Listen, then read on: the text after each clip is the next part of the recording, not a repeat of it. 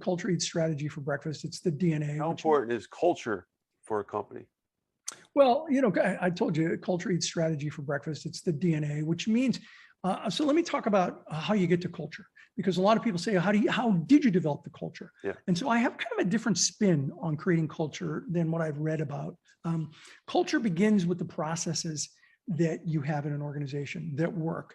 You observe, as starting a business, you observe cultures, maybe from past experience or whatever, and you observe what works, the processes, and you create these processes within a company. Those processes become your traditions.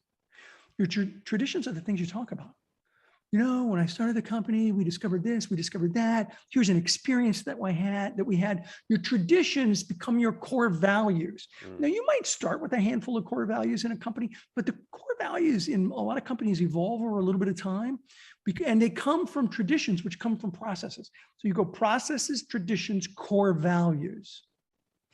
The core values, the healthy core values that you live, become your culture.